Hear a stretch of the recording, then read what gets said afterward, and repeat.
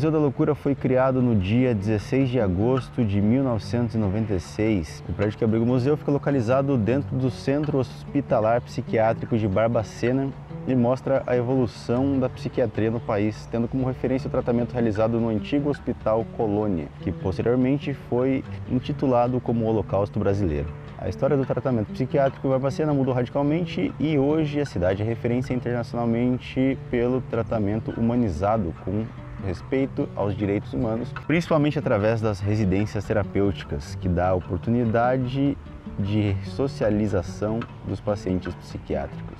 Um lugar que provavelmente eu estaria naquela época. É a primeira sala, né? E você já chega aqui nesse totem, já tá a Cidade dos Doidos, né? Então, aí eu sempre provoco o visitante, né? Pra ele ficar meio tenso, dizendo, mas qual que é a Cidade dos Doidos? Pode falar, não vai me ofender, não. Barbacena, né? Barbacena. Mas por que Barbacena é considerada a Cidade dos Doidos e não é Belo Horizonte, que é a capital? Então aí eu começo a contar sobre essa estrutura, que é o Sanatório de Barbacena, que já existia tá? Antes de ser hospício, aí vai ser spoiler, né? Então, uma estrutura que está ainda a 3 quilômetros de nós, que no século XIX era chamado Sanatório de Barbacena. Então, esse sanatório era um hotel muito estranho. Esse hotel, no verão, recebia pessoas ricas, igual o Imperador Pompeiro, que foi ali em 22 de julho de 1889, só para jantar. Um jantar de 60 talheres de prata. O hotel vem à falência 10 anos depois, o governo de Minas compra o prédio. E aí, por influência desse personagem, os visitantes olham e falam assim, Santos Dumont. O que tem a ver Santos Dumont, né? O pai da aviação? Não, é doutor Joaquim Antônio Dutra. Em 1900, nós ainda não tínhamos em Minas um hospício. Um hospital psiquiátrico, significando dizer um local para atendimento. Atendimento da época, né? Porque em 1900 está 125 anos. Então ele cria um projeto, que ele era senador e médico. Então, nesse projeto, ele estuda os dois modelos existentes, que é o do Rio de Janeiro, o Hospício Nacional de Alienados, Dom Pedro II, em 1852. E estudo de São Paulo, vi que você colocou ali que está vindo de São Paulo, que é o de Juqueri Franco da Rocha. Juqueri. 1898. E detalhe, quando surge o Juqueri, mesmo surgindo Barbacena, Juqueri sempre foi o maior hospício na América Latina. Né? Mas o doutor, ele estudou os dois modelos, esses polos do conhecimento, Rio e São Paulo, né? E queria instalar em Minas. Né? Só que ele leva esse projeto à Câmara Legislativa, em Belo Horizonte, que ele era senador, e eles aprovam como uma ressalva, olha, nós não temos recursos para construir uma estrutura. É necessário usar uma estrutura já adquirida pelo governo de Minas Gerais, sem uma utilidade até esse instante. Ele era médico aqui, ele disse, lembra do sanatório, que depois da presença de Dom Pedro foi rebatizado sanatório, agora é Imperial de Barbacena, está falido há um ano. As traças tomaram conta, os ratos fizeram um banquete, vamos usar a estrutura. Tem uma parada de trem lá.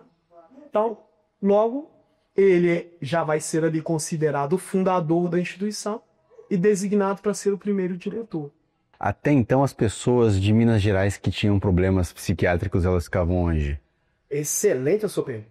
Você levantou a bola que agora é gol. Né? Então, antes da construção de um hospício, o que acontecia com as pessoas que tivessem doenças mentais? Então, eu tenho um parente nessas condições. Ou eu mantenho ele trancafiado num quarto da casa. Se ele for para as ruas, estará a própria sorte. A polícia virá e o recolherá às cadeias comuns, porque os jornais noticiavam que essa pessoa está colocando cidadãos de bem em perigo. Eu poderia também mandá-lo para anexos às Santas Casas de Misericórdia da cidade de São João del Rei e Diamantina. Eu poderia tentar uma vaga das 25 vagas para o estado de Minas Gerais, no Hospício Nacional de Alienados, Dom Pedro II, no Rio de Janeiro. Qual que era se tinha uma expectativa na época, por exemplo, de uma família que manda um membro tanto para cá, quanto para o Rio, ou para São Paulo, eles tinham a expectativa de que a pessoa ia voltar normal?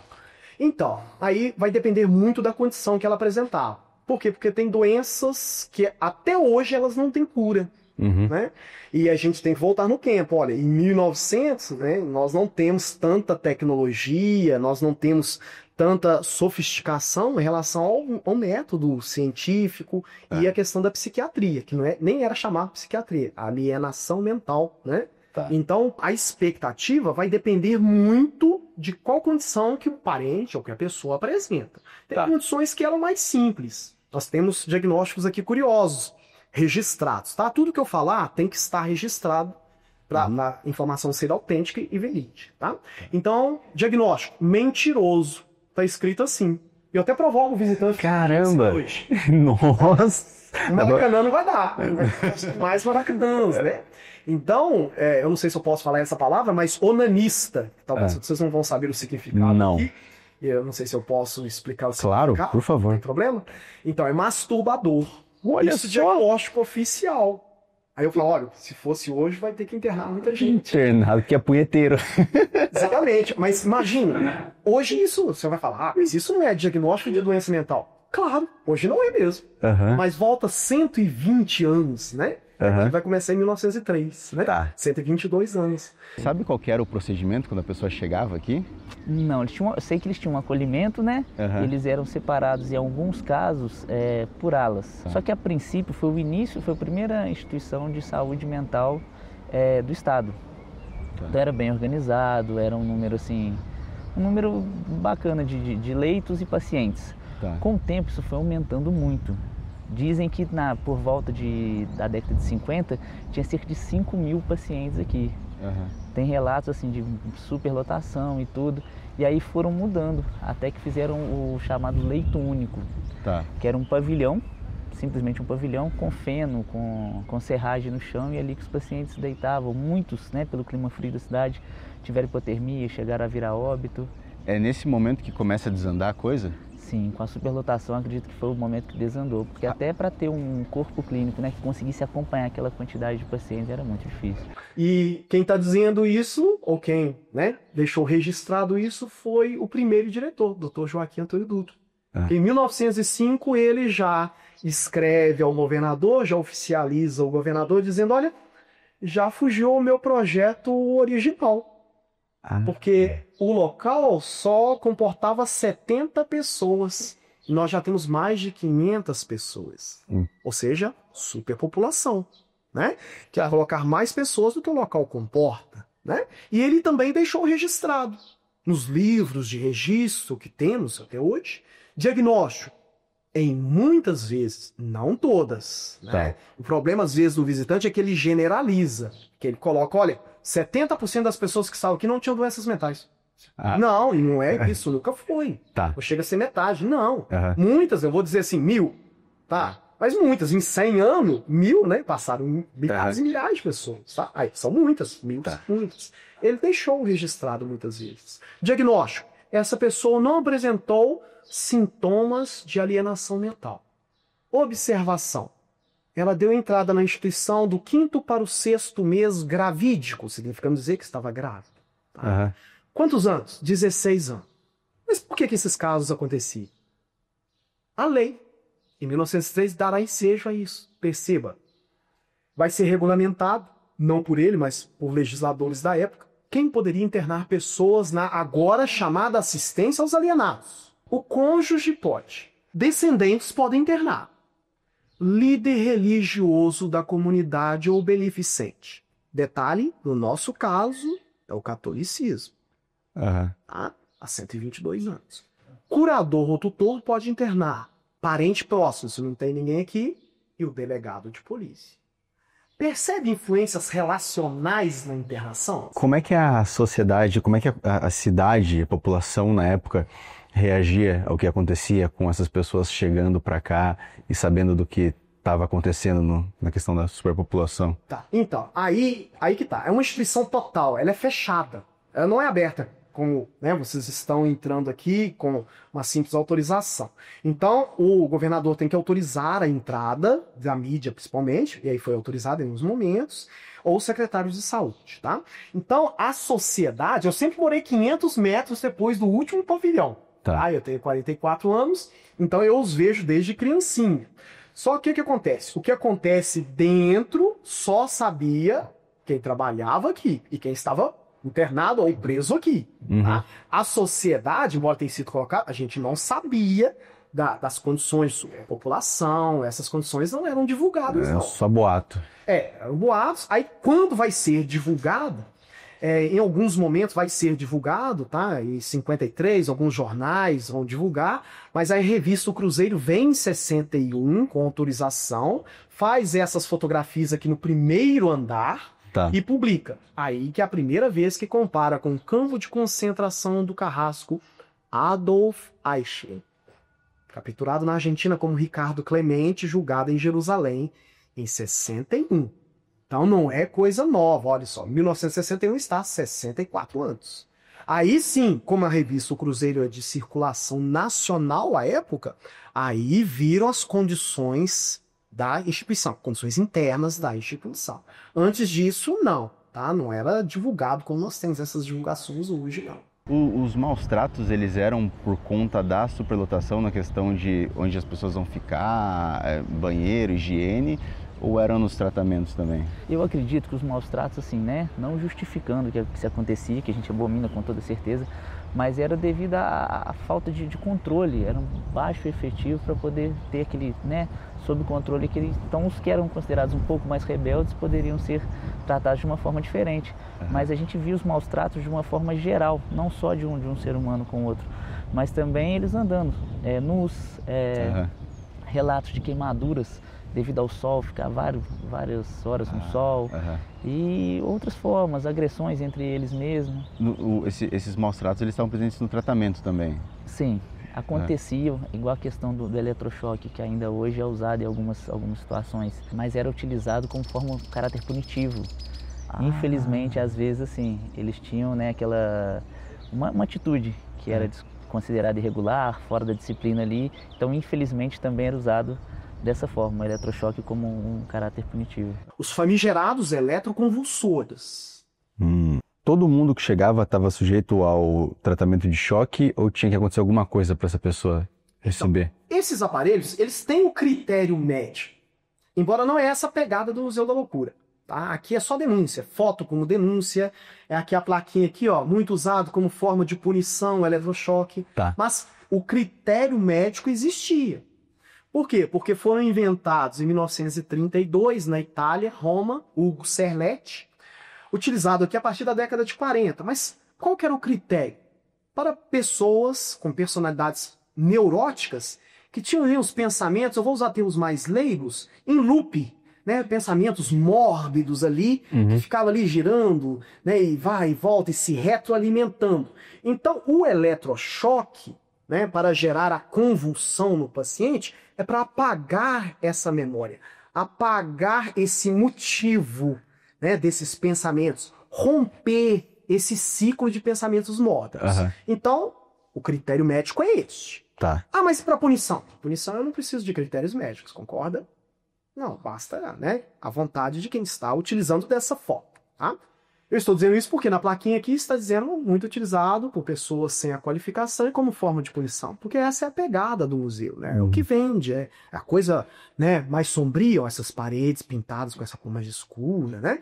Então as fotos, né, foram escolhidas aí a dedo, né, para te mostrar algo, né, assim, sombrio. Não que não fosse, tá? Sim, nesse momento das fotos está desse jeito. Mas para critério médico, sim, havia as indicações. Para a demência precoce, outro nome hoje de esquizofrenia, então não cura, né? Então, ó, catatonia, a pessoa que tem uma depressão grave com tendência suicida, então era indicado para essas pessoas com esse sintoma de psicose a eletroconvulsoterapia, esse nome, né? Esse palavrão, né? Mas é para gerar a convulsão, né, um tratamento, terapia para gerar a convulsão através de descargas elétricas. Lembrando que não tínhamos eletricidade em Barbacena em 1903. Ela começa em 1904. Então, eletrochoque aqui utilizado só da década de 40 para cá. Embora não temos esse aparelho de 40, temos esse de 1953. Então, antes da eletroconvulsoterapia, existia formas de gerar convulsão, não com eletricidade. Óleo de cânfora, que é o cardiazol, né? Óleo de cânfora, que é extremamente doloroso, segundo a literatura. Antes disso, malarioterapia. Inoculava-se sangue contaminado com malária, doença, né? Grave, né? Porque a malária gera uma febre muito alta, o paciente convulsiona, né? E aí, não utilizado aqui, mas na Inglaterra, principalmente, França, como insulínico para esses pacientes. Então, altas doses de insulina, eles entrarem em coma, é como dar um reset no cérebro. Tá? Vamos colocar assim, né? Tá. Então, vamos dar um reset, vamos apagar. Configuração de fábrica. Exatamente. Né? Então, só aqui utilizado assim? Não, no ocidente do planeta Terra. O Oriente eu provei que era diferente no meu livro. Tá? Então, por exemplo, na Argentina, um pátio desse, quando hospício, era chamado pátio curral, ou canil. Né? Olha só. Mas na Argentina, então, era a mesma situação? Exatamente a mesma situação. O eletrochoque lá, a indicação no manual de psiquiatria deles, era para dar 18 sessões, 3 sessões de eletrochoque por dia. Em 6 dias, para dar 18 choques, para apagar mesmo, colocaria lá um disco rodando lá, conselhos úteis, e o médico iria, à semelhança de laranja mecânica, modelando o comportamento. Quando aqui está voltando aqui a memória, então ele vai modelar o meu comportamento aqui com bons conselhos. Tinha algum medicamento principal da época, assim, que era dado para todo mundo? Eu não sei como é que funcionava. De uma forma geral, não. Igual eles eram separados, assim, até por periculosidade. Esses aqui, né, podem socializar, esses podem ter uma atividade, né, extra, pode fazer uma atividade, né, de socialização, esses podem ser liberados para a rua. E assim, o que era mais comum, assim, que marcou muito foi a questão do choque. O choque ele é usado até hoje, né? Sim, é utilizado até hoje. Em que contexto que ele é usado? De uma forma consciente, em alguns casos de depressão, alguns casos de esquizofrenia, né, hoje com equipamento muito melhor, com um estudo muito mais ampliado e sem caráter punitivo. Qual que é o processo que acontece no cérebro, no corpo, com o tratamento de choque? Sim, seria como se fosse a grosso modo falando, um reset no sistema. Né? A gente conseguiria, as ondas elétricas do cérebro emite, a gente conseguiria modificá-las de uma certa forma. Interessante. No caso, eu tenho déficit de atenção, eu tomo Venvance, comecei faz pouco tempo o tratamento. Para a época, para o contexto da época, eu já seria um forte candidato a estar aqui. Talvez, dependendo, assim, acredito que no déficit de atenção até que não, porque seria algo que não seria, de certa forma, tão visível, tão escandaloso para a época. Eram mais os casos de agitação psicomotora, os pacientes mais agressivos, essa situação de família que eles eram mandados para cá. Aqui você já percebe que o modelo será mesmo asilo-prisão, você já vê grades. E num modelo asilo-prisão, que é um mix, uma mistura de hospital psiquiátrico e prisão, nós vamos ter aqui objetos de hospital, né? Como, por exemplo, uniforme. Aí na próxima sala nós teremos mais alguns. E teremos no museu também alguns objetos de prisão. Lembrando também aquele tratamento carinhoso na prisão, né? Aquela vigilância flexível, pode andar por aí, meu considerado, fique tranquilo, né? Nós sabemos que não é assim, né? Então, mas haverá isso, tá? O uniforme, então, como uma vez neste departamento, os pacientes entraram por onde vocês estão entrando. Então, local histórico, tá? Vocês estão no local histórico. O momento de chegada do paciente era aqui, por essa porta. Porque todos vão chegar lá no primeiro departamento, que já existia, né? Da época do hotel falido. Então, este complexo onde estamos só será construído em 1921, com término em 22. Aí desceram os homens, que no início estava lá homens e mulheres, desceram os homens, aí homens aqui, mulheres lá. Efeito de superpopulação, homens e mulheres lá, homens e mulheres aqui. Homens, mulheres e crianças lá, homens, mulheres e adolescentes aqui. Mas eles entraram mesmo por aqui. Então, suponhamos, estou fazendo a minha admissão aqui. Embora eu sempre convido o visitante, né? Que é o comandante em Auschwitz, sou eu. Estou brincando. Falaram que era Auschwitz. Então, eu convido o visitante a fazer uma visita imersiva, né? imaginar que o que você verá que aconteceu com você, ou com um parente seu que você ama muito. Tá? Então, por quê? Porque quem pode internar? Né? Cônjuge, ó, os pais, né? Eu não estou chamando ninguém de alienado, mas faz essa visita imaginativa e imersiva. Então entrou por aqui e vai tirar as roupas. Então, vai uniformizar. Tá? Então, homens, cabelos raspados. O meu tá caindo, só aqui para exemplo, né? Contenção de pragas, piolhos e dentes. Né? Mulheres cortado bem curtinho. Tá. Agora, nomes. Não há muita preocupação. Então, alguns pacientes terão uma plaquinha com número de matrícula. Tá? E o que é interessante nesse processo de despersonalização, né? Porque a sua roupa é o seu estilo, o seu cabelo, né? Eu gosto de cabelo assim, tá? Seu nome, pô, cai, né? É algo especial. Então, agora, a partir desse instante, quaisquer palavras ditas por você, paciente, são palavras de um alienado. Então, eu não devo dar tanta atenção, não é mesmo? Tá. É sério? Porque a regra será silêncio. Então, que é silêncio. Né? Você não precisa me contar a sua história. Ela não é importante para mim. Né? Se eu estivesse no comando, né, da instituição em muitas épocas. Então, perceba que só isso já desequilibra, né, o paciente. Né? Então, se ele está agitado, um alienado mais agitado. Né? Se ele está dizendo que foram os colegas, os amigos que o colocaram aqui. Isso é uma síndrome persecutória, esse sintoma aí de perseguição. Nossa, então é um labirinto que não tem pra onde ir. Para você sair, precisa vir alguém para te liberar. Lembra? Não posso liberar para as ruas. Tá.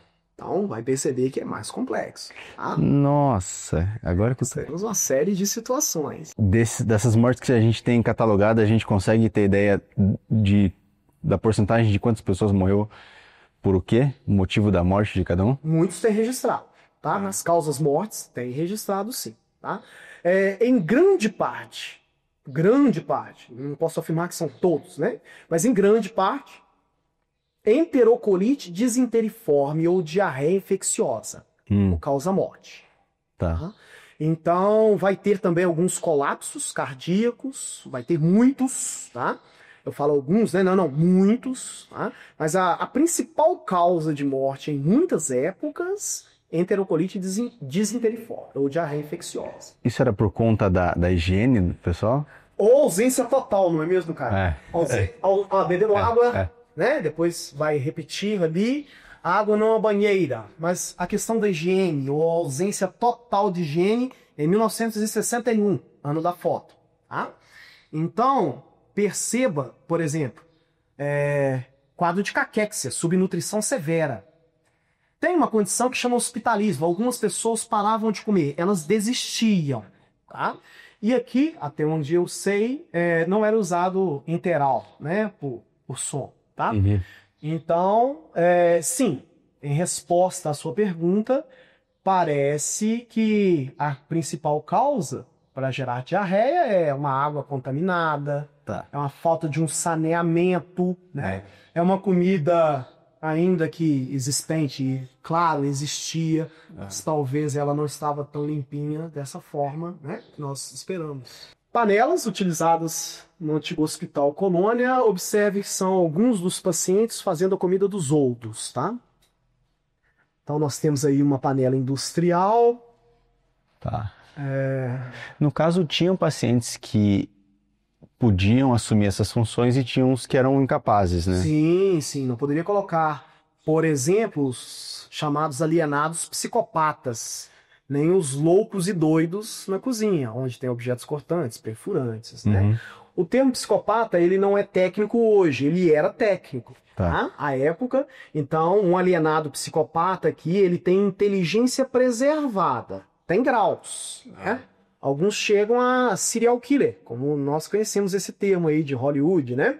Então, ou seja, ele mata em série. Então, até hoje não há formas de curar essa condição. Mas estes, tendo diagnóstico, não seriam colocados numa cozinha. Seria trágico, né? Colocar pessoas assim, ou pessoas, por exemplo, com tendência a suicida, né? Com uma faca ela vai se matar, né? Ou vai atentar contra outra pessoa. Então, pessoas em condições de estarem na cozinha, tá? Para auxiliar ali no preparo da comida. Vou chamar de comida, né? Então está aí a comida. Tá? Você me falou agora há pouco sobre crianças Essas crianças, elas vinham parar aqui por conta do quê? Então, nós vamos ter diagnósticos, o autismo, psicose infantil ou autoerotismo. Nós vamos ter muito também idiotia, que a raça negra também participará disso. E a idiotia é um diagnóstico em que a pessoa tira num teste de QI entre 0 a 25 de nota. Tá. Então é um idiota. Claro que a palavra ganhou novos significados. Né? Então, mas a época significaria isso. Né? Se eu disser ele é um idiota, é porque ele tirou no teste QI essa nota. Tá? Se fosse de 26 a 50, imbecilidade. Por isso, né, a gente tem que guiar com responsabilidade, né? Então a pessoa não deve repetir isso, a não ser num trabalho sério, né? Se fosse de 51 a 70, débil mental. Então uma deficiência intelectual, que a gente fala hoje, ou um autismo, tá? Que já existia, né? Só que era chamado por outros nomes. Tá. Então, o mongolismo, né, que é um termo obsoleto hoje, né? Hoje não é nem mais síndrome de Down, é a trissomia do cromossomo 21. No caso, as pessoas na época, você sabe alguma coisa se elas tinham algum receio, se existia um medo no ar do cara vir pra cá? Com toda certeza, com toda certeza. Era até motivo de ameaça. Às vezes um jovem começava, né, beber um pouco mais, vou te mandar pra colônia, que era o Hospital Colônia. Então ficou isso muito na cidade, principalmente, e na região. A gente cresceu, até tinha um certo receio dos pacientes que os pais colocavam, né? Porque não sabia o comportamento deles. Então a gente ficava naquela de, se fizer bagunça vai pra lá e tal. E a gente ficava sabendo de histórias, muitas verdadeiras, né, do que se acontecia aqui, mas muitas também irreais, né? O que tinha de história, assim, de boato do povo? De que tinha muitas histórias, assim, absurdas, que eram enterrados vivos e tudo. Essas situações, assim, bizarras que corriam pela cidade. Mas a gente sabe que realmente houve um número de mortos, assim, muito grande. 60 mil pessoas é muito grande, cara. Tem um cemitério, né, dos corpos daqui, né, um cemitério até um pouco abandonado, numa parte central da cidade. E muitos dos corpos também, eles eram doados e vendidos para a faculdade de medicina. Entendi. Para se pudesse estudar. Na época, na década de 30, acredito eu, tinha uma autorização para poder utilizar esses corpos, mas aqueles eram vendidos, salvo engano, a 200 cruzeiros, uma coisa assim. Eu me lembro da história, tem uma parte do museu que fala disso. E tem até os relatos de várias faculdades que receberam os corpos daqui e tal, porque eram considerados indigentes. As famílias simplesmente deixavam e esqueciam e ficavam por aí. Que é a sala que nós chamamos a sala do crânio, e o crânio é real, cara. Olha só. Para simbolizar comércio que era feito com os corpos dos pacientes. Eu fiquei sabendo disso hoje. A lei é 1934, uma lei no Estado, tá? Que vai dizer como os corpos dos indigentes, lembram quem eram eles? O governador de Minas banca a estadia, a internação, né? Como os corpos dos indigentes não são procurados pelos seus parentes. Então era permitido ceder às faculdades de medicina que se interessassem pelo estudo da anatomia humana. Tá? Isso em 1934, portanto, 91 anos. Tá? Era uma lei no Estado. Então, embora não temos o registro contábil de 1934 para cá, tá? Nós temos um registro contábil de 20 livros de 1961 até o ano de 71. Só que o comércio continua até 80. Então, de 72, no convênio, de 72 até 80, os corpos, peças anatômicas, chamadas assim de uma forma eufemística, né, deveriam ser trocados por medicação e convênio com as faculdades de medicina. Recebendo valores, nós temos 10 anos aí registrados, tá? Só falo do que está registrado. Então, de 72 para cá, aí era para trocar por medicação. Então, vemos que não tinha medicação assim, né, como temos hoje. E convênio com as faculdades. 17 faculdades na década de 70 se interessaram, tá? Até 17 pela venda de corpos, tá? Então, sim, os corpos eles eram vendidos, era legalizado essa cessão dos corpos para estudos de anatomia humana. Embora César e Lombroso vai dizer que ele tinha condições de analisar a anatomia desse crânio e dizer se essa pessoa seria um psicopata nato. Eu fico pensando, quando eu leio essa informação, em mim. Minha cabeça é cheia de marcas de pedrada, bati muito na infância. Então, através ali das deformações, né, desse crânio, ele vai dizer isso, tá? Então, mas aqui o crânio ele só está mesmo para simbolizar o comércio, tá? Mas não era de estudos de psiquiatria, esse estudo de psiquiatria, estudo de anatomia mesmo. Temos que levar em consideração a época, tá? Então aqui são pacientes, lembra da trifomia do 21, né? Então, internado aqui. Então já a terapia para essa condição desse meu irmãozinho desde 1957, coloquei no meu livro, terapia nosofrológica. Mais de 40 mil casos terapizados, com tudo que o método científico pede, revertendo até sintomas físicos, porque é cromossômico. Então, utilizando a mãe, uma terapia triangular, eu, terapeuta, mãe e filho, né, estabelecendo uma ligação, então conseguiu reverter essa condição. Embora não foi utilizado aqui essa terapia nosofrológica. Por quê? Porque em Minas havia legislações bem rigorosas, dizendo que qualquer terapia alternativa será entendida como curandeirismo, tudo nos rigores da lei. Mas não quer dizer que não havia eficácia em muitas terapias. Então, a minha preocupação lá, do meu questionamento, é se havia terapias alternativas. E provei quais eram as terapias alternativas e também mostrei por que não foram utilizadas, né? Porque a lei era rigorosa, tá? Quem que encabeçou isso, sabe? No Brasil, nós vamos ter algumas pessoas aí responsáveis, né? Nina Rodrigues vai ser um deles. Então, pense. A questão da eugenia era algo tratado de uma forma, vamos colocar, científica. Então, em 1922, eu disse. De anos antes dos nazistas, em 33. Então, é até um erro histórico chamar aqui de Auschwitz, como foi chamado por algumas pessoas. Veio antes aqui. Embora a eugenia surgiu nos Estados Unidos. Então, mas olha só, é seu dever legal, de lei. O senhor é médico aqui.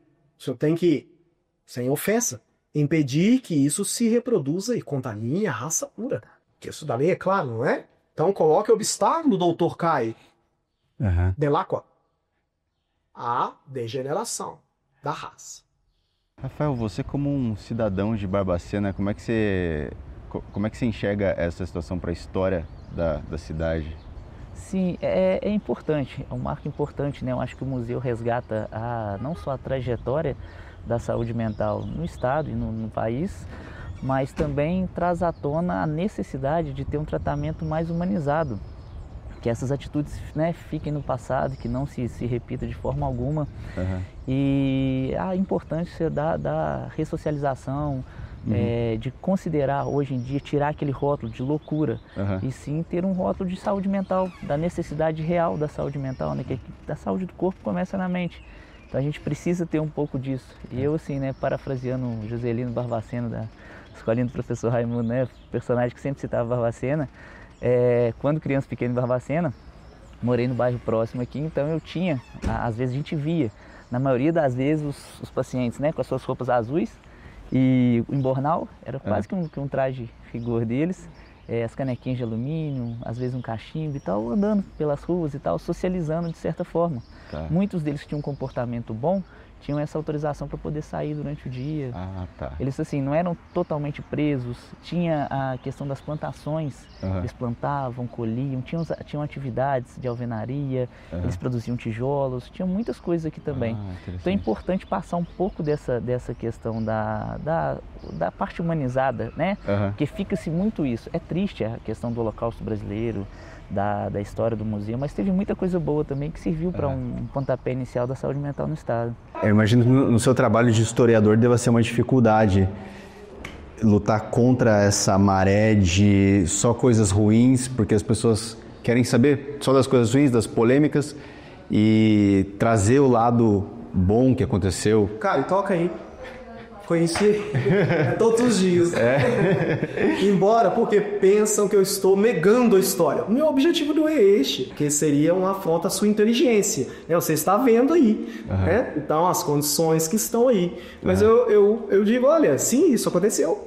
Mas olha só, não tem só isso não. Vamos lá, gente, né?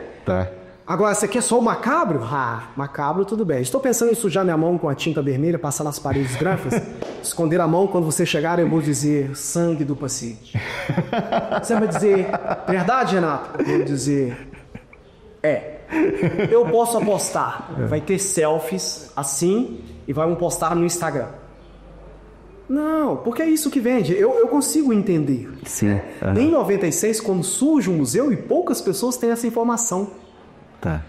Foi colocado em vários jornais de Juiz de Fora, Barbacena e Belo Horizonte a foto deste prédio com a manchete: Auschwitz é aqui. Mas por que isso? Marketing? Que vende. Porque vende, é interessante. Só que eu disse, lembra? Em alguns momentos, parece-me que a instituição pode ter sido utilizada dessa forma. Não sei como vamos provar isso. Né? Como um campo onde se concentra STEM. Não sei como. Eu não sei mesmo. Agora, isso, né? Em 1996. Né? Não é recente. Então isso já tinha sido publicado. Porque, vamos ser sinceros, é um negócio que vende mesmo, é essa informação. E tem muitas dessas que vende. Né? Mas para aqueles que querem, né, mergulhar mais, tem outras áreas, tem outras questões, né, que nós podemos trabalhar. Como é asilo, prisão, objetos de hospital, nós vimos alguns. Objetos de prisão, um vidro blindado. Nós chamamos de vidro aramado, tá? O arame está mesmo dentro do vidro. Caramba. Perceba que esse quebrou de fora a fora. Só que não estilhaçou, não soltou essa parte. Eu pegar, passar no meu pescoço, não te agredir. Entendi. E fugir por ali. Nossa, eu nunca vi isso aqui. Não são inquebráveis, né? Mas são muito reforçados, tá? Parece-me uma marca de sangue, aí eu não sei dizer de quem, tá? Está aqui, neste. Então, eram vidros que eram reforçados nas janelas da instituição, tá? Da instituição também prisional. Ladrilhos hidráulicos, porque é chique, né? E o material para fazer este prédio, para construição, ou construimento, segundo Jorge Amado, descobri bem Amado. Então, para a construção desse prédio veio da Europa, tá? Nosso arquiteto era francês, o senhor Antônio Murten. Então, o nomezinho meio style. Então, essas formas de contenção foram criadas com esse objetivo. Não impede de serem utilizadas outras finalidades. Camisa de força para os braços. Manchons, uma luva de couro para as mãos. Envelopa as mãos da criancinha, normalmente, amarra nos pulsos, cotovelo amarrado às costas. Né? Para a criança não bater e não arranhar. Agora, eu sempre provoco o visitante. O que acontece se eu esquecer? Se eu esquecer a mãozinha dela dentro do manchão? Por meses, assim. Alguns dizem ela atrofia. E isso é verdade. Mas a unha humana cresce de quando em quando? 0,1 polegada ao mês. Entendi, mas vai crescer para onde aqui dentro? Para dentro da mão. Aí isso não é contenção. Se eu fizesse isso, eu seria um torturador, ok? Bem como a asfixia causada pela camisa de força. É claro que eu não ensino, porque o seu canal é fantástico, né? Então, aí vão ensinar, vai aprender e ainda falar com o Renato, ensinou o Net. Mas não, né? Embora inventado para conter os braços, para medicar um paciente, porque senão ele pode, né? Bater na pessoa, eu entendo isso, machucar a pessoa ou a si mesmo. Então, para medicar, com camisa de força aqui, né? Injeções com essa essência de terebentina injetadas do lado de fora da coxa. Pode ser nos glúteos, mas do lado de fora da coxa, debaixo da pele, subcutânea. Para gerar pulso no tecido subcutâneo. Supurar, tá? Vai gerar ali um abscesso de fixação. Dizem que é extremamente dolorosa, tá? Na literatura, tá? Então, para leigos, ela é chamada entortadeira, porque por mais forte fisicamente que você seja, você não consegue, né? Que essa situação vai funcionar, tá? Então, todos os médicos que registraram isso disseram, é extremamente dolorosa, tá? Aqui foram cordiais, colocaram só dolorosas. Não, mas extremamente dolorosas. Tudo para silenciar o sofrimento que precisava apenas gritar. Então tem vozes aqui, mas fique tranquilo, é o áudio daquele documentário que está lá. Lá só as imagens de Elvésio Raton, o Em Nome da Razão, o fantástico documentário registrado por ele em 79. Então o nosso curador tirou o áudio e projetou ele nessa sala. Tá. Aqui para que o visitante tenha uma imagem ou uma ideia de como que seria uma cela em 1979. Sem falta de tempo, um padre capelão, que é para os doentes fazer primeira sexta-feira todo mês, como faziam. Antigamente nós tínhamos no Natal a missa do galo, à meia-noite.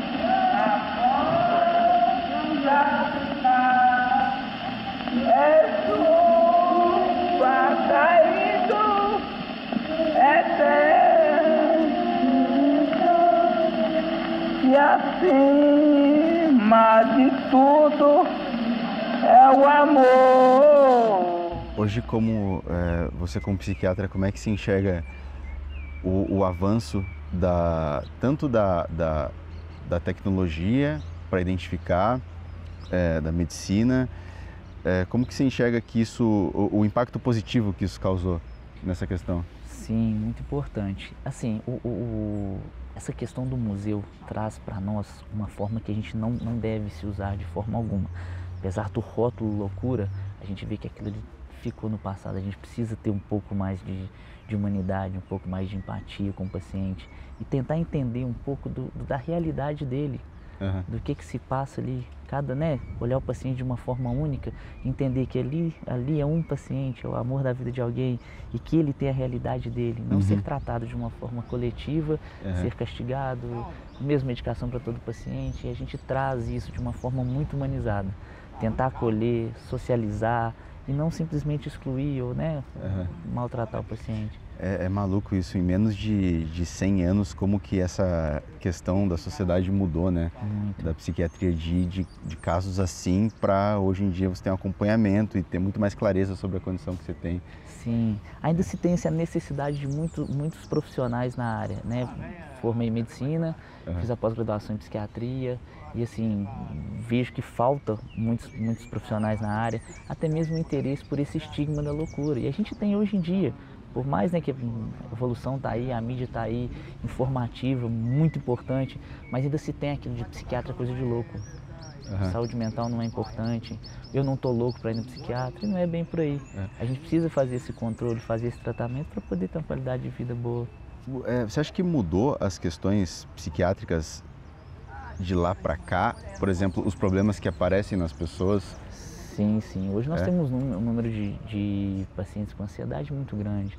Eu acho que a pandemia contribuiu muito para isso. Aquela questão de não sabermos, se estaríamos contaminados, se perderíamos um parente, se aquilo ia acabar, se viria outro, gerou uma ansiedade de uma forma, geral. Sim. Então acho que a ansiedade, a depressão de lá para cá, assim, aumentou muito.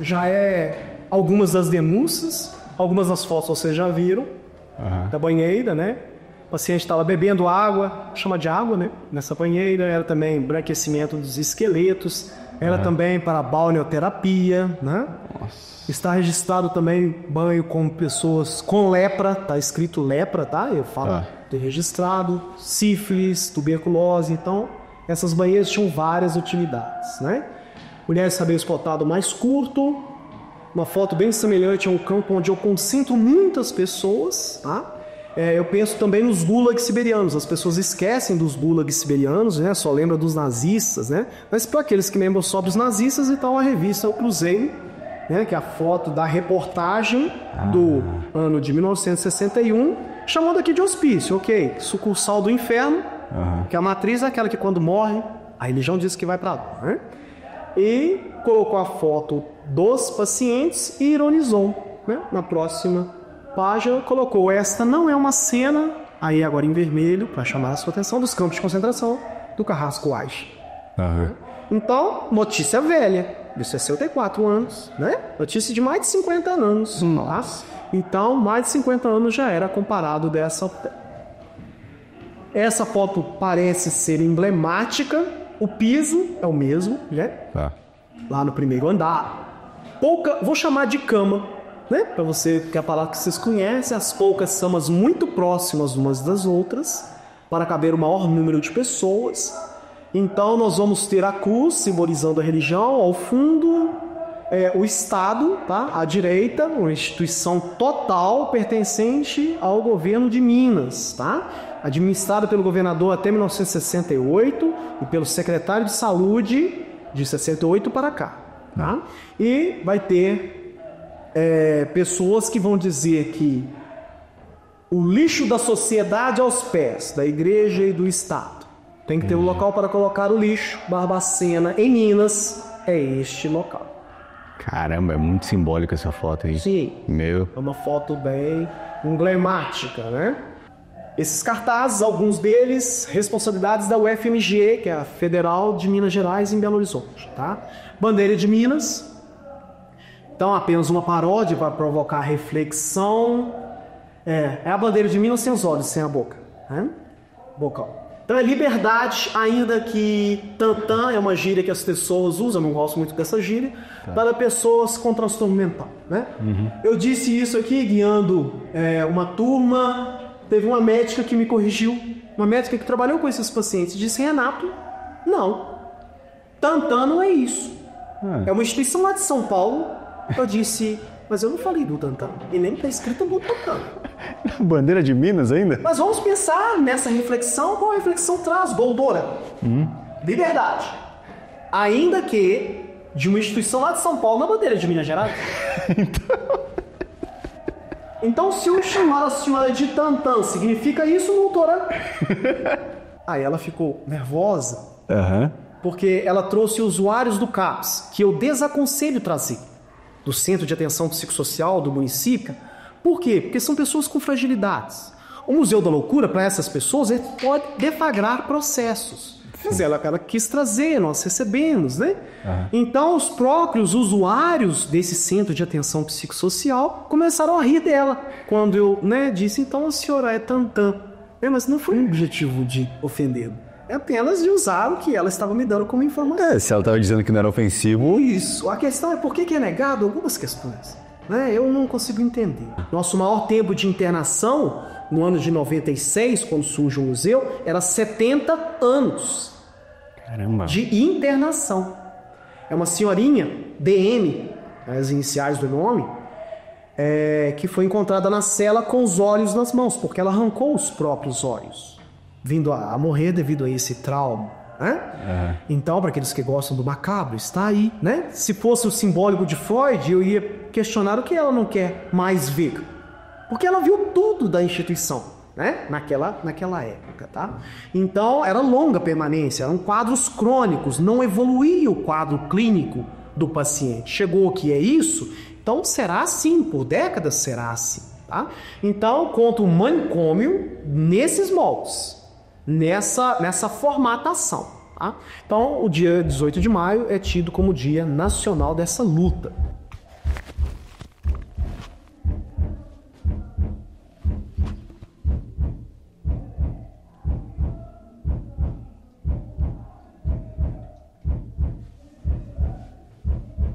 Picador de gelo. Havia algumas formas de se fazer esse procedimento singelo e muito delicado, chamado lobotomia. Tá? Essa foto é de norte-americano Walter Freeman, que é um norte-americano que aperfeiçoou o método. Tá?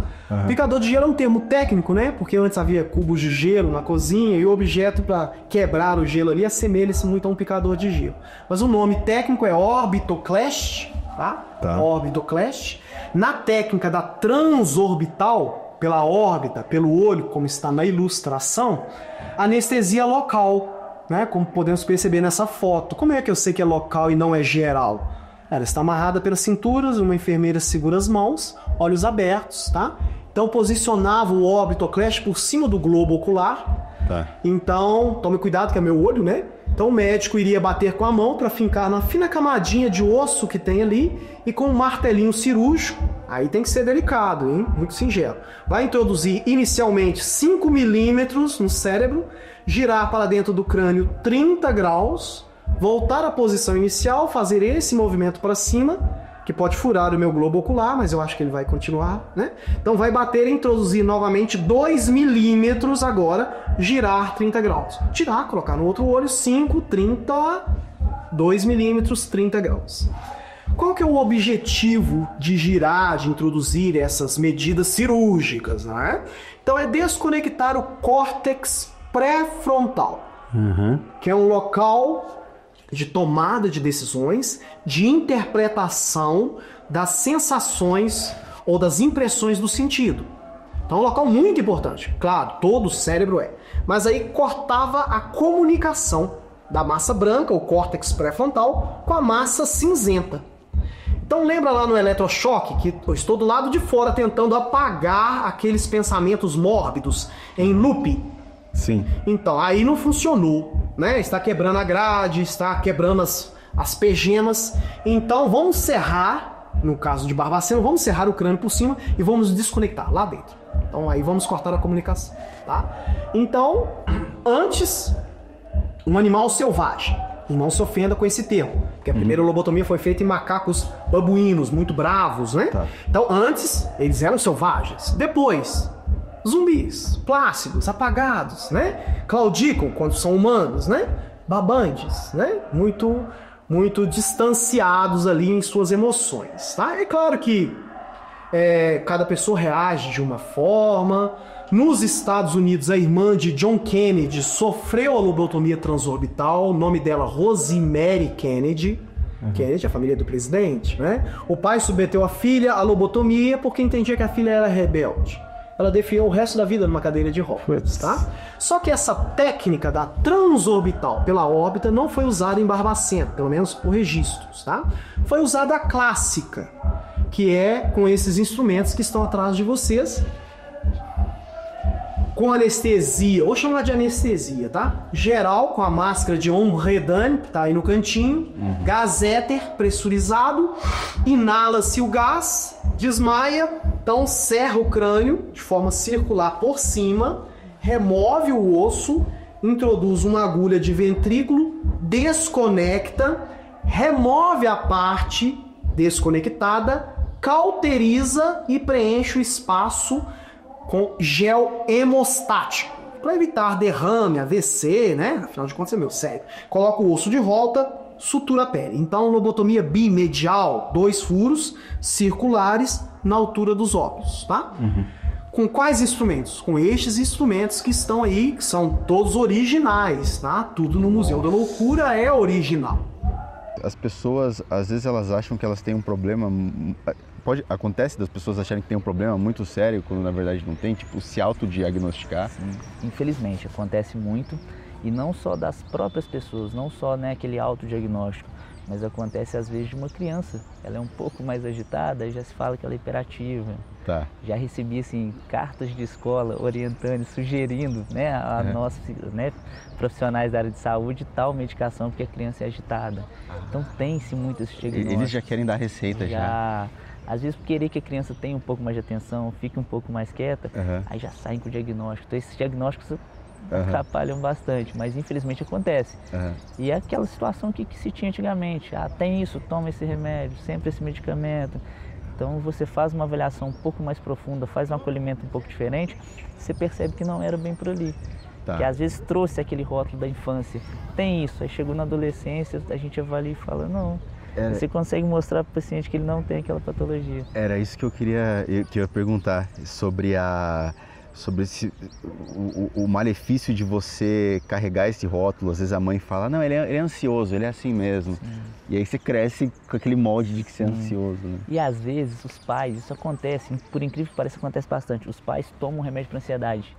Aí o filho se demonstra ansioso, não, toma metade aqui, vai tomando e tal. Igual o cigarro antigamente. Exatamente. Toma que você vai acalmar, vai te fazer bem. Aí depois, principalmente benzodiazepínicos, né, que são medicamentos que deveriam ter um controle muito maior. Aí você chega para você poder fazer um desmame, para você poder mostrar para o paciente que aquilo não era adequado para ele, é um pouco mais difícil. Então essa automedicação também dificulta bastante o tratamento. Rafael, muito obrigado pela entrevista. Obrigado. Valeu demais. Bate-papo bacana. Caio, quanto ao meu livro que você havia dito, eu pesquisei por 9 anos. Meu livro chama Barbacena, 120 anos de psiquiatria. Eu vou contextualizar toda a história. Realmente eu descrevo até a geografia de Barbacena, a época. Só que eu não fiquei satisfeito de voltar só no início dessa instituição. Eu volto no início da cidade, em 1698, com o meu olhar voltado sempre para o palco do primeiro departamento, Tá. Porque antes de ser hospício, era um hotel de luxo. Antes de ser um hotel de luxo, era uma vivenda do tropeiro paulista Timóteo Abranches. Antes disso, nos primórdios, parte da fazenda da Caveira de Baixo, que pertenceu também a Joaquim Silvério dos Reis, um dos delatores da Conjuração Mineira. É de lá que em 1789 ele assina a cartinha de delação premiada entregando Tiradentes. Então percebe-se que aquele palco foi palco de muitos acontecimentos históricos importantíssimos. O que te motivou? Você tinha me falado sobre um membro da sua família que foi colocado aqui, mas você descobriu isso durante o processo? Eu tinha imaginado que era isso que tinha te motivado. Eu descobri isso no ano que eu fui publicar o livro, em 2023. Caramba! Isso. Então, meu avô paterno, Sebastião Rosa, e a minha tia-avó, Etelvina Gregório. Então, eu dedico o meu livro a eles, né? Embora eu não tenha nem foto deles. Raramente tirava-se foto, né? Era muito caro. Então, o meu livro foi dedicado a eles. Eu não escrevi por causa deles. Mas uma vez que eu descobri que eles tiveram passagem aqui no Holocausto ou no Inferno de Dante Alighieri, eu os homenageei dessa forma. Né, dedicando o livro a eles, tá? Então, quando lê lá Sebastião Rosa e Etelvina Gregório, eram os meus parentes. E eu conheço a história um pouquinho porque eu sempre morei 500 metros depois do último pavilhão, tá? Então, desde criancinha, meus pais tinham que abafar o som nos meus ouvidos, porque os pacientes gritavam dia e noite e eu não conseguia, como criança, dormir. Então, é uma história que eu conheço desde eu, criancinha pequena, em Barbacena, né? Realmente, eu sou de Barbacena. Então, o meu livro é dessa forma. Obviamente, ele não é vendido na instituição, porque perderia, né, o objetivo do Museu da Loucura. Mas quem quiser encontrar, encontra onde? Então, eu encontro no site Clube de Autores. Tem também na Amazon, na estante virtual. Não compre no Mercado Livre, porque colocaram um preço lá do tarifaço norte-americano e colocaram informações erradas. Que eu publiquei nos Estados Unidos e está em espanhol. Eu não falo espanhol e não publiquei nos Estados Unidos. E meu livro não pode ser aquele valor de R$890. Tá? Então não compre no Mercado Livre. Já escrevi lá, não compre lá. Né? Eu tenho os direitos autorais. Eu sou o autor. Né? Então não faça isso. Tá? Então compre em locais que estejam acessíveis a todos. Perfeito, Renato. Muito obrigado. Obrigado você. Valeu demais. Muito obrigado mesmo. Pela oportunidade que você deu de explicar para você um pouco da história e pelo seu interesse. Né? Recebemos muitos visitantes e são muito bem-vindos, mas a maioria, às vezes, por curiosidade apenas, né? Ou porque leu um livro, ou porque ouviu falar, mas vocês me deram a oportunidade de contextualizar alguma coisa dessa. Perfeito. Então, sucesso aí na sua... Obrigado por receber a gente e apresentar pra gente. Muito obrigado.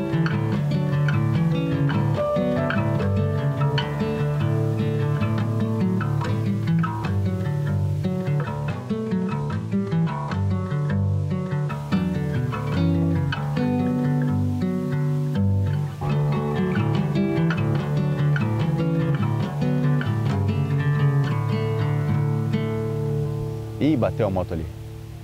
Eita, bateu a moto ali embaixo.